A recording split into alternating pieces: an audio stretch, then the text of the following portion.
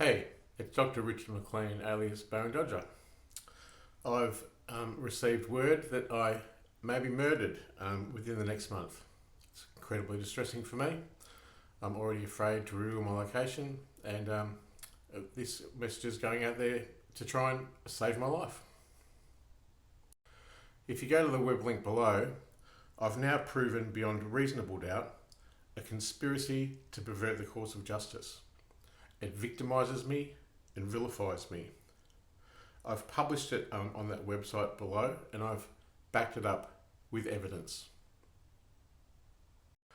I've been universally exploited, identified, victimised, vilified, and persecuted. My persecution is ongoing, and I've proven that my money and my prosperity has been intentionally, maliciously redacted from me in a conscious way which opposes the Charter of Human Rights for people with a disability, and furthermore it financially victimises me and elongates the family violence with which I'm already suffering. I'm not perfect, but I've fought a battle long and hard for many years. No one single person could be expected to oppose the brutal forces with which I am dealing with. Indeed, it's come to a point where whoever I ask to help me will not. There is a stalemate between me as an individual and the Australian government and health agencies and my family and my friends. No one is willing to cross the floor, to stick up to me, to actually call it out for what it is. There is actually a huge stalemate, and it's happening right now. And I'm telling you now that you all, whoever sees this, have an opportunity to save my life, because otherwise I have information that I'm going to be murdered. This is because they would rather this than all the people responsible, the government officials, the public servants, the politicians, and lawyers and other people be held liable for literally the murder that's already occurred, that I survived, only to be forsaken for 2.5 years in order to be left alone to defend myself and my very right to exist. Otherwise, if I'm not killed and this gets out there and that's avoided, this is what's going to happen. I'm going to be framed for a crime that I haven't done, or one I did do, like exploiting the NDIS for money in order to survive, but it's going to pale in comparison to the way that I've been treated universally by this government and by many public officials. The other way forward is that if I'm not killed and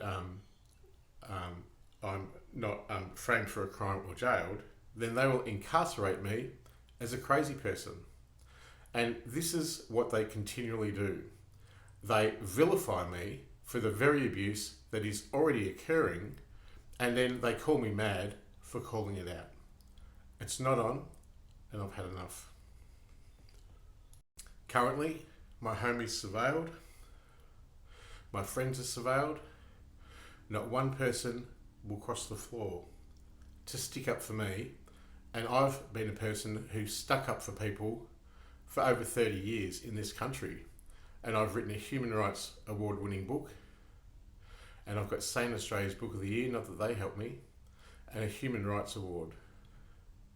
Additionally, I've spoken everywhere from Dubbo to Parliament House in Canberra, to Today's Show, to ABC, to Triple J, to State Line, to Dubbo, to Montreal, all over this country, even to overseas. It's not okay that a person who has spent their whole life sticking up for other people now has not a single person to rely on, and I'm in an extremely vulnerable situation right now.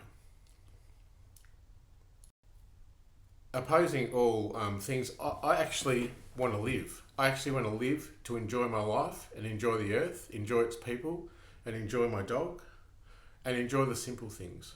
I actually want to live, and I'm not suicidal. And I tell you this with great certainty, that I could potentially be murdered in the next month. And I tell you now, they are going to prefer this than to accept liability for all the people who have orchestrated my already destruction and now the destruction that's just about to come. I don't want to die a martyr. I actually want to have a simple life, and I deserve, at the very least, some freedom from oppression, my equality before the law and my access to it, and also my whistleblower protection, which has been rejected at all federal agencies, including the NDIS and the Attorney General's Department and the Health Department. This is not okay. It's Dr. Richard McLean, and I reinvented myself as Baron Dodger. And if my wish comes true, I will dodge the Baron, and I will give back to the community again, and I'm going to help those people who are helping others, as I've always done and as I've proven to have done. And you know what? Ethics means do no harm. But all of the people who have oppressed me and continue to oppress me are doing me harm, and they're creating harm the whole time as this goes along. To act ethically means to do no harm. Great harm is happening to me, and great harm will come to me. I urge you all to look at this website below. It details, with evidence, the conspiracy to pervert the course of justice, for which the government now medicates me forcefully. For what? My delusions of persecution. I'm a doctor of philosophy, and I know when harm is happening to me, and I know what ethics are, and I know that I'm being treated badly, because I'm telling you that I am. And now you all have an opportunity with which to save a life which is going to give massively back to the community, to those who help people and those who give a leg up to people and the animals that also need our help.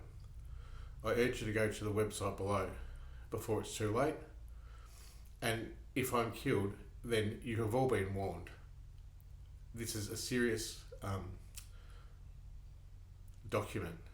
I'm really worried. I want to live. Please save me, and please protect me, and please help me.